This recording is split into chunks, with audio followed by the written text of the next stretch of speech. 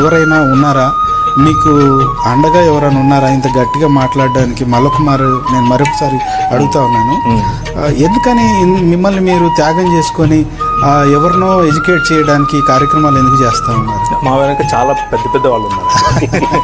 అంటే పేరు చెప్తే కూడా అవతల భయపడిపోతారు. అలాంటి పెద్దవాళ్ళు ఉన్నారు మా వెనక.